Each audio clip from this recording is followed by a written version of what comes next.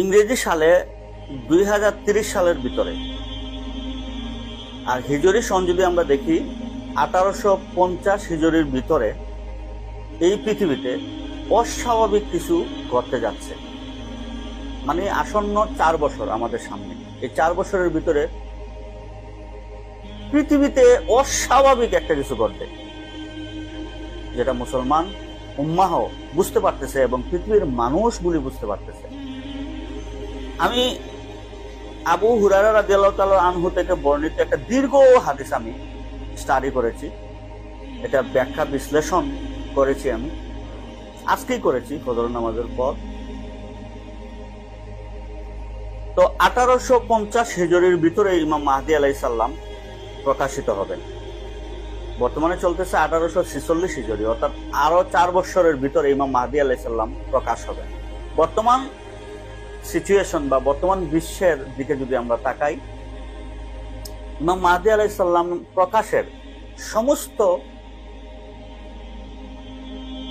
সমস্ত বিষয়গুলি আমরা উপলব্ধি করতে পারছি। প্রত্যেকটা মুসলমানের অন্তরে একজন ইমামের চাহিদা, যার নেতৃত্বে, যার বায়াতে, যার নেতৃত্বে মানুষ জিহাদ করবে, বিশেষ করে বর্তমান যুব সমাজ। কারণ মানুষগুলি বিভ্রান্তির ভিতরে পড়ে গেছে, সঠিক নেতৃত্ব পাচ্ছে না। এই দীর্ঘ হাদিসের আলোকে বেশ কিছু গুরুত্বপূর্ণ কিউ পয়েন্ট আমি আপনাদের কাছে দেব। বর্তমান প্রেক্ষাপট, ইমাম মাহদী আলাইহিস সালাম আবির্ভাবের প্রেক্ষাপট, বাস্তবতা যেটা আমরা উপলব্ধি করতে পারছি। তারপর ইমাম মাহদী আলাইহিস সালাম যে আবির্ভাব হবেন, এর পূর্বে কিছু গুরুত্বপূর্ণ লক্ষণ এই হাদিসের আলোকে আমরা বুঝতে পারি। এর মধ্যে একটি লক্ষণ হচ্ছে বর্তমান 20টি শর্ত দিয়ে হামাসকে নিরস্ত্রীকরণ এবং পশ্চিমাদের নিয়ন্ত্রণে গাজা এবং ফিলিস্তিন চলে যাওয়া, এটা একটি গুরুত্বপূর্ণ পয়েন্ট হচ্ছে ইমাম মাহদী আলাইহিস সালাম আবির্ভাবের পূর্ব লক্ষণ।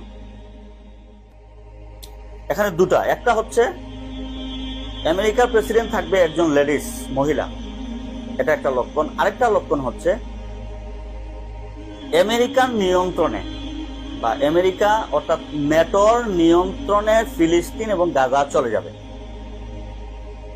এটা হচ্ছে ইমাম মাহদী আলাইহিস সালামের আবির্ভাবের সামান্য পূর্বে, আগ মুহূর্তের ঘটনা।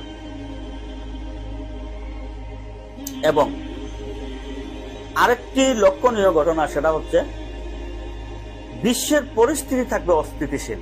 সমস্ত পরাশক্তিগুলা তাদের শক্তি প্রদর্শনে প্রতিযোগিতা করবে, কম্পিটিশন করবে। আমরা উত্তর কোরিয়ার দিকে তাকাই, গতকালকে ড্রোন সে পরীক্ষা চালাইছে। এভাবে আমরা যদি দেখি, রাশিয়ার দিকে দেখি, আমরা ইউক্রেনের দিকে দেখি, মধ্যপ্রাচ্যের দিকে তাকাই, এদিকে পূর্বাঞ্চলে এশিয়ার দিকে যদি আমরা তাকাই, মানে সব জায়গায় একটা প্রতিযোগিতা চলছে, শক্তি প্রদর্শনের প্রতিযোগিতা। সেটাও ইমাম মাহদী আলাইহিস সালাম আবির্ভাবের লক্ষণ। এবং প্রত্যেকটা মুসলমান উম্মাহের হৃদয়ে একজন নেতার চাহিদা, আশা, আকাঙ্ক্ষা ব্যক্ত হবে যে আমাদের একজন নেতার এই মুহূর্তে প্রয়োজন, যার নেতৃত্বে আমরা মুশরিকদের, কাফিরদের, ইহুদিদের, নাসারাদের উপর ঝাঁপিয়ে পড়ব। সঠিক নেতৃত্বের অভাবটা বিশ্বের মুসলমান অনুভব করছে। এটা হচ্ছে একটা প্রাথমিক উপলব্ধি বা কিউ পয়েন্ট। আরেকটা কিউ পয়েন্ট হচ্ছে সুফিয়ানি, যে সিরিয়ার দামেস্কের তার জন্ম, সে ওইখান থেকে। সুফিয়ানি, সে দেখতে খুব চিকন, হালকা, লম্বা লম্বা পা, মাথার চুলগুলি কুকড়া থাকবে, তার চোখের মধ্যে একটা আঘাত থাকবে, বাম চোখ অথবা ডান চোখের মধ্যে একটা আঘাত থাকবে, একটা চিহ্ন থাকবে, সে ফর্সা থাকবে, চিকন থাকবে। এই সুফিয়ানি বর্তমান আমরা দেখতেছি যেভাবে ওই যে আসাদ বিন বাশার, সিরিয়ার প্রেসিডেন্ট, তাকে যেভাবে মানুষ সহযোগিতা করছে, বিভিন্ন দেশ থেকে যে তাকে সহযোগিতা করছে, ঠিক তেমনি ভাবে এই সুফিয়ানি থাকবে সিরিয়ার অবস্থিত। এই সুফিয়ানিকে সাহায্য করার জন্য পৃথিবীর বিভিন্ন দেশ থেকে প্রতি মাসে 30,000 করে সৈন্য, পৃথিবীর বিভিন্ন প্রান্ত থেকে মুজাহিদগণ সুফিয়ানির প্যানেলে যোগদান করবে। এই সুফিয়ানি কিছুদিনের ভিতরে প্রকাশিত হচ্ছে, কিছুদিনের ভিতরে। আমি লক্ষণগুলি বলে দিলাম। সুফিয়ানির তার চেহারার গঠন সেটাও হাদিসে বর্ণিত আছে, এবং সে কোথায় থাকবে? সে সিরিয়ার দামেস্কে থাকবে, এবং দামেস্ক থেকে সে জেরুজালেমকে অর্থাৎ মসজিদুল আকসা যুদ্ধ করে সে তার নিয়ন্ত্রণে নিয়ে যাবে। এটাও ইমাম মাহদী আলাইহিস সালাম আবির্ভাবের পূর্ব লক্ষণ। কাছাকাছি সময় এই ঘটনাটা ঘটবে। এই সুফিয়ানি কি করবে? ইরাকের কুফা নগরীতে এবং বাগদাদে পূর্ব দিক থেকে যে কালো পতাকাবাহী দল যাবে ইমাম মাহদী আলাইহিস সালামকে সাহায্য করার জন্য, ওদের সাথে এই কুফা এবং বাগদাদে তাদের সাথে সুফিয়ানের একটা ভয়ঙ্কর যুদ্ধ হবে, রক্তক্ষয়ী যুদ্ধ। অনেক হতাহতের ঘটনা ঘটবে। বাগদাদ শহর, কুফা শহর একদম ধ্বংস করে ফেলবে এই সুফিয়ানের বাহিনী। এবং যখন ইমাম মাহদী আলাইহিস সালাম মক্কাতে প্রকাশিত হবেন, সাথে সাথে সে জেরুজালেম থেকে 70,000 সেনাবাহিনী পাঠাবে ইমাম মাহদী আলাইহিস সালামকে হত্যা করার জন্য। এখানে ওই মক্কা মদিনার মধ্যবর্তী স্থানে আল্লাহ পাক রব্বুল আলামিনের গজবের শিকার হবে। হযরতে মা আয়েশা সিদ্দিকা রাদিয়াল্লাহু তাআলা আনহা এই ব্যাপারে আল্লাহ রাসূল সাল্লাল্লাহু আলাইহি সাল্লামকে জিজ্ঞেস করে। এটা সহিহ হাদিস, এটা অন্য একটা প্রসঙ্গে চলে যায়। তারপরে সেই সুফিয়ানি 3 বছরের জন্য বিশ্ব বা আন্তর্জাতিক মুসলিমদের চাপে সে ইমাম মাহদী আলাইহিস সালামকে মেনে নিবে বা গ্রহণ করবে। 3 বছর পরেই ওই বাশার, বর্তমানে সিরিয়ার যে প্রেসিডেন্ট, সে কিন্তু বনু কালবের বংশধর। এই বনু কালবের ইন্ধনে সুফিয়ানি আবার ইমাম মাহদী আলাইহিস সালামের বিরুদ্ধাচরণ করবে, উনার বিরুদ্ধে চলে যাবে। আল্লাহ পাক রব্বুল আলামিন সুফিয়ানিকেও ধ্বংস করে দিবে। এর কিছুদিন পূর্বে যে ঘটনাটা পৃথিবীতে ঘটবে সেটা একটা ভয়ঙ্কর ঘটনা। ওই হাদিসের আলোকে, আবু হুরায়রা রাদিয়াল্লাহু তাআলা আনহু থেকে বর্ণিত যে হাদিস, দীর্ঘ হাদিস, এটার আলোকে, এটার ব্যাখ্যা বিশ্লেষণে আমরা দেখতে পাই প্রথম বিশ্বযুদ্ধে উসমানীয় খেলাফত ধ্বংস হয়েছে, তখন 2 কোটি মানুষ পৃথিবীতে মারা গেছে। দ্বিতীয় বিশ্বযুদ্ধে অর্থাৎ সোভিয়েত ইউনিয়ন যখন ভেঙে যায় তখন 7 কোটি মানুষ পৃথিবীতে মারা যায়। আর তৃতীয় বিশ্বযুদ্ধে অর্থাৎ আসন্ন যে যুদ্ধ, এই যুদ্ধে সারা পৃথিবীতে 800 কোটি মানুষ আছে, এর মধ্যে প্রায় 600 অধিক, মানে 600 কোটি মানুষ মারা যাবে।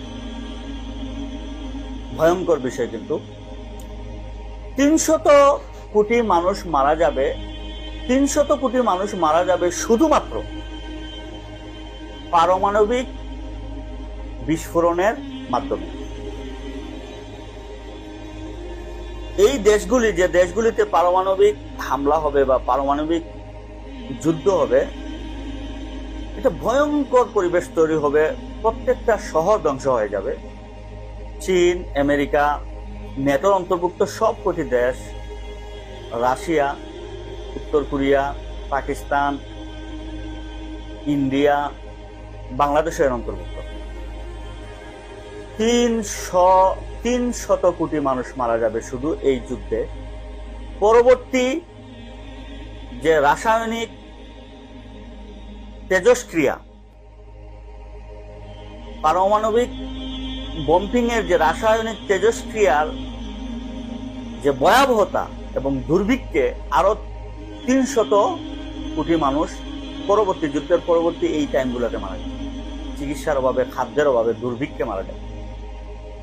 এরকম একটা ভয়ঙ্কর যুদ্ধ সামনে আসতেছে। আমরা হাদিসের আলোকে পাই, আল্লাহ রাসূল সাল্লাল্লাহু আলাইহি সাল্লাম বলতেন যে প্রতি 1000-999 জন লোক মারা যাবে। অর্থাৎ পরিশেষে দেখা যাবে যে 800 কোটি মানুষ পৃথিবীতে আছে, এর মধ্যে 100 কোটি মানুষ থাকবে, আর বাকি 700 কোটি মানুষই মারা যাবে।